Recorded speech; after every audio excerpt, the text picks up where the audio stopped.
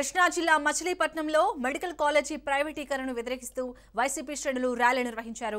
Medical కాలేజీల ప్రైవేటీకరణను అడ్డుకొని తీరుతామని YCP నేతలు తెలిపారు.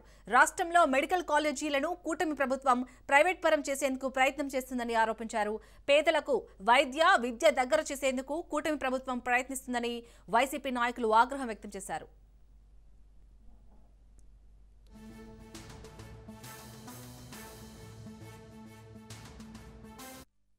కూటమి ప్రభుత్వం వచ్చిన కాడి నుంచి పేద మధ్యతరగతి కుటుంబాల పరిస్థితి ఎట్లా ఉందంటే, పేదలు ఆరోగ్యశ్రీ కార్డు ఇచ్చుకుని వెళ్తే కనీసం ప్రైవేట్ హాస్పిటల్లో వాటిని కన్సిడర్ చేయకపోగా వాళ్ళని డబ్బులుంటే ఉండండి లేకపోతే బయటికి పోండి అని నిర్దయగా మాట్లాడే పరిస్థితి.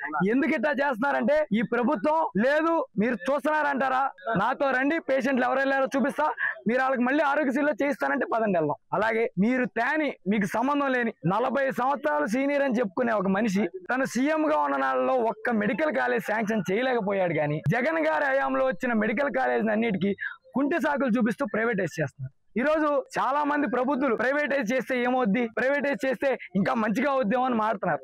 మనం ఎక్కడ దాకా వెళ్ళక్కర్లేదండి. మన రైతుల పరిస్థితి ఆలోచిద్దాం. రైతులు మొన్న యూరియా కట్టలు సబ్సిడీలో దొరకకపోతే బయట షాపుల్లో కొనుక్కున్నారు. ఏదైనా ఒక ప్రైవేట్ షాప్ అతను అయ్యో రైతులు కష్టపడుతున్నారే వీళ్ళకి తక్కువ రేటుకి ఇద్దామని ఇచ్చారా, డబుల్ రేట్ ట్రిపుల్ రేట్ అమ్మారా? గవర్నమెంట్ కనీసం ఆ డబుల్ రేట్ ట్రిపుల్ రేట్ అమ్మేదాన్ని కూడా ఆపలేకపోయింది. యూరియా కట్టల్లోనే మీరు బ్లాక్ లో అమ్ముతుంటే ఆపలేకపోతే రేపు మెడికల్ కాలేజ్ సీట్లు కానీ రేపు వైద్యాన్ని కానీ ప్రైవేట్ వాళ్ళు డబ్బు దాహంతో ప్రజల్ని చంపేస్తే ఎవరు ఆపుతారు? ఆరోగ్యశ్రీ కార్డు ఎగ్గొట్టేసేసి ప్రైవేట్ హాస్పిటల్కి వెళ్లకుండా చేశారు. గవర్నమెంట్ హాస్పిటల్కి అయినా వెళ్ళి ఉచిత వైద్యం చేయించుకుందాం అంటే ఈ రోజు దాన్ని ప్రైవేట్ పరం చేస్తే ఇక ప్రజలు ఏమైనా రోగం వస్తే శ్మశానానికి వెళ్ళాలి. ఇదొకటైనా మీరు కోరుకునేది?